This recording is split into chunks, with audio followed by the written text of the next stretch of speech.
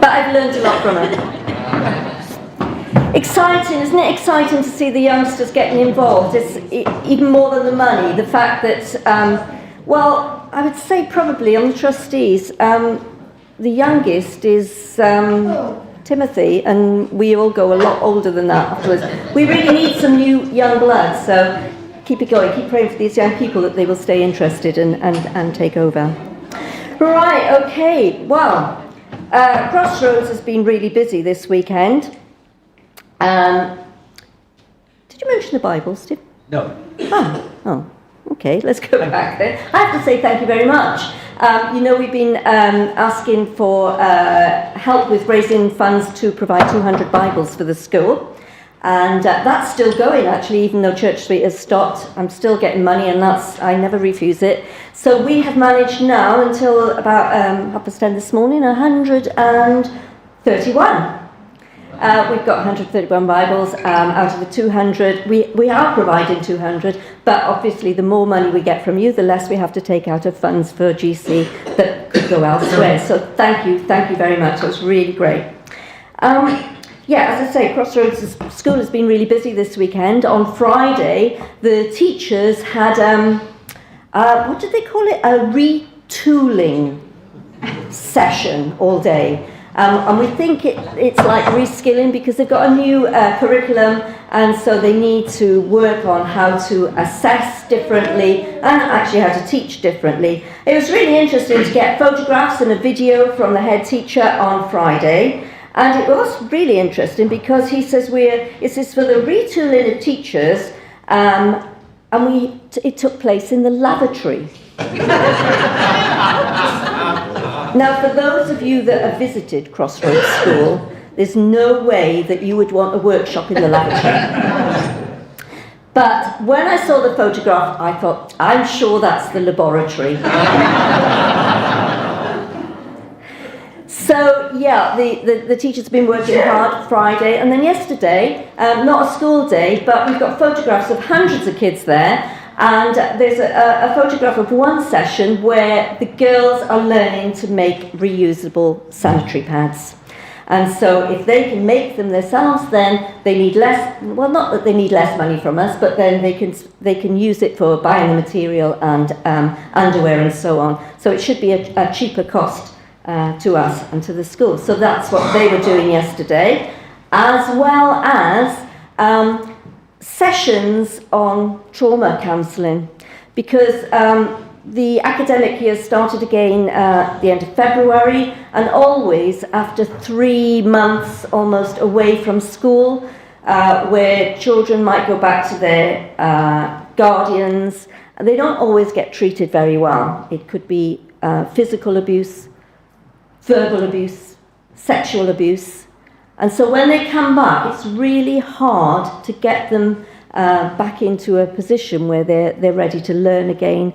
And so, again, really exciting. I think back last year, some people from around Broadstairs actually paid for Ruth, Abraham's daughter, to do her MA in psychological sociology studies.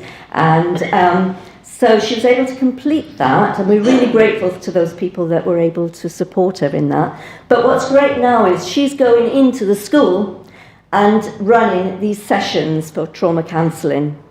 And she's dragged in her mother and her younger sister and Dina, Richard's wife, and so that's what they were doing yesterday. And also they're thinking, because for the teachers who are having to work with these students that have come back in this, having experienced this trauma, they need counselling themselves, and so they're thinking of that for the future. So lots to pray for there. And we're just going to have a video now, and we've asked the teachers if they can just tell us a little bit more about their lives. You know, we want to get to know them as people. Their whole life we're interested in, not just what they do for us in school.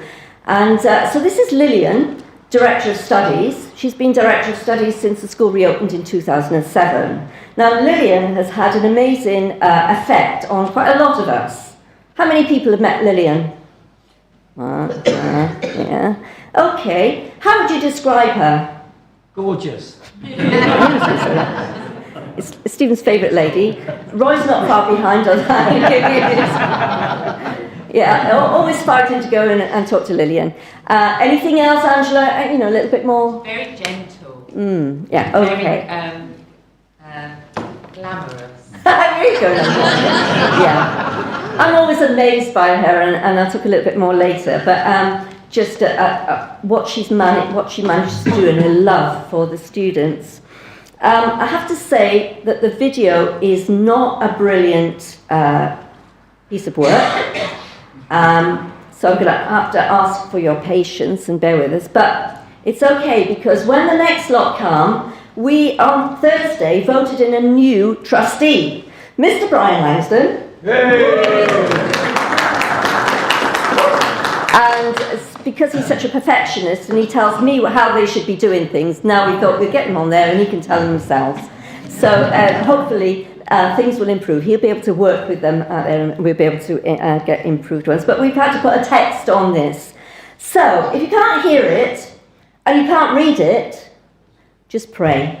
Okay, because now you know how to pray for the teachers, and it's amazing how they ask us for prayer, but they're the prayers, aren't they? But it's just lovely, that bond that we've got, and they really appreciate our prayers.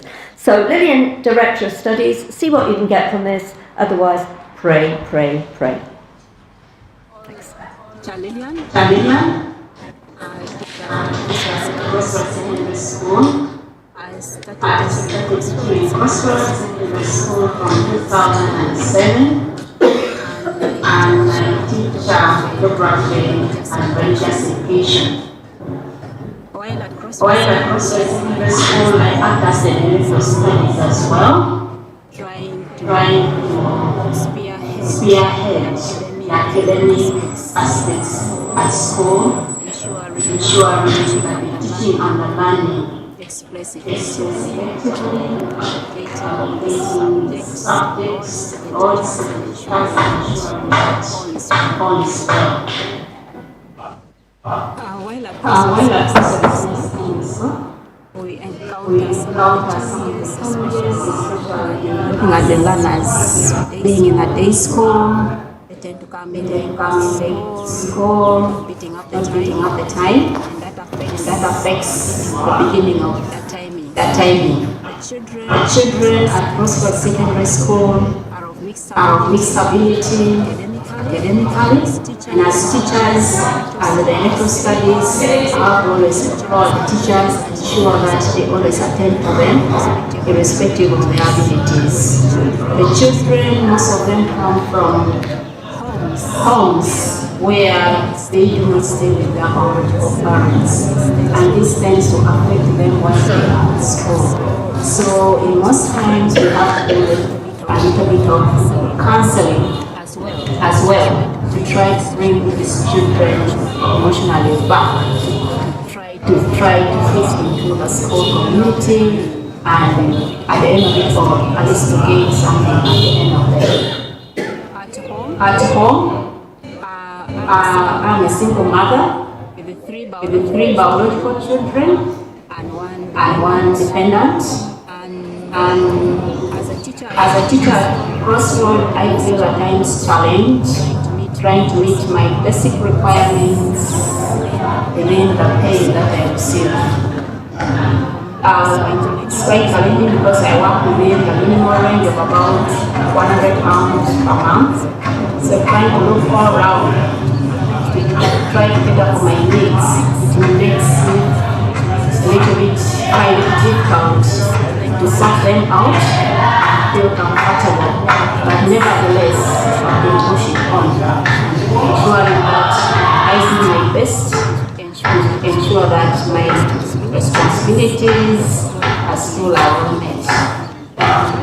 While at Crossroads Secondary School, I'm so encouraged to be at this school and this family since 2007 due to your continuous support of paying our salaries.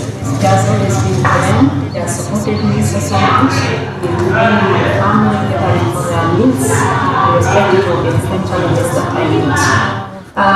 While dealing with the learners, I feel so encouraged trying to look at their future, where they come from.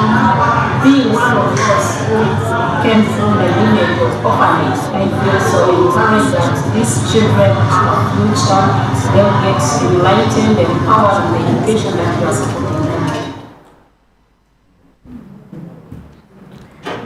Thank you for listening to that. I don't know about you, Ange, but I know the noise of the children in their classes was a bit, difficult for us to hear Lilian, but it was great to hear the children actually in class and doing something really good.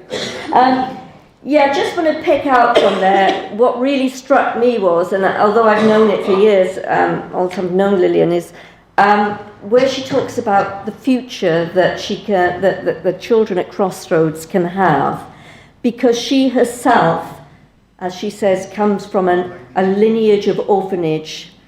She was an orphan, and she helped bring up her siblings, and there she is, Director of Studies, and she can see the potential in the students that she's got in front of her, and that really sort of got me again this week. And one of those students is Peter. And we've spoken to you about Peter before. Peter and Paul, two brothers, they did very well in their national exams 2 years ago, and then they wanted to go on to further education. So some individuals sponsored them to continue with another 2 years education. And Peter in particular has done really well. He's passed his final exams. He's got a place in university. So I just kept matching that up with, what Lilian is saying. So he's got that place, but he didn't score high enough to get the government sponsorship. So pray for Peter. Don't know what's going to happen next, but just pray, Lord, that the potential will be released in him, and thank the staff for all that they're doing in that way. Thanks.